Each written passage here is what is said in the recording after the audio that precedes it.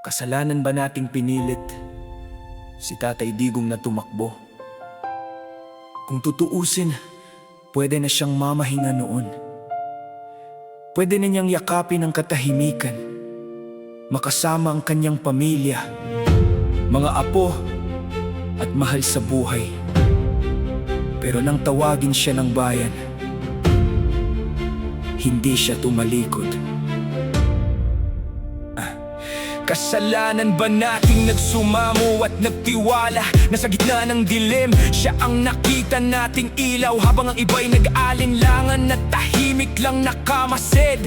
Siya ang handang humarap kahit mabato ng galit. Pwede na sanang tahimik ang kanyang umaga, kape sa terasa habang pinagmamasdan ang paglipas ng panahon. Pero pinili niyang pakinggan ang sigaw ng mamamayan at isinantabi ang sariling kapayapaan. Hindi dahil gusto niya ang kapangyarihan, hindi dahil naghahangad pa ng karangalan, kundi dahil may mga Pilipinong nanawagan na nagsabing, "Tay, kailangan ka ng bayan." Kung kasalanan man namin ang maniwala, kasalanan na rin ang magmahal sa bansa.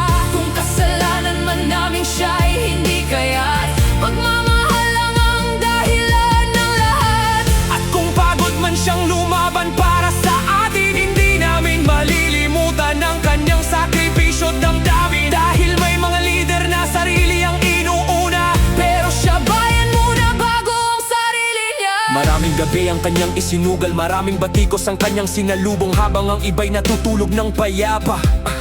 Bitbit niya ang bigat ng milyon-milyong pangarap. Hindi namin nakita ang lahat ng kanyang luha, mga pagkakataong nais na lang niyang magpahinga. Pero sa bawat hamon na kanyang hinarap, nanatili siyang matatag para sa bawat Pilipino. Kung mababalikan lang ang nakaraan, pipilitin pa rin ba namin siyang tumakbo? Marahil oo, dahil naniwala kaming may malasakit siya sa tao. Pero ngayon, isang tanong ang bumabalik sa puso: nabigyan ba natin siya ng sapat na pasasalamat? Naramdaman ba niya kung gaano karami ang nagmamahal at kung gaano karami ang hindi makakalimot?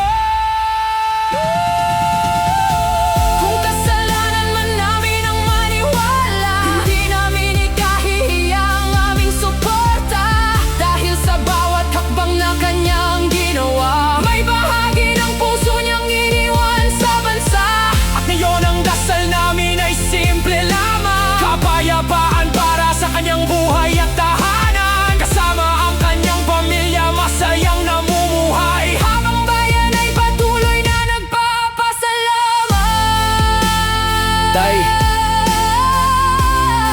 kung naririnig niyo man kami ngayon, maraming salamat. Hindi namin malilimutan na noong tumawag ang bayan, pinili ninyong tumugon. At para sa marami sa amin, sapat na dahilan iyon para magpasalamat habang buhay.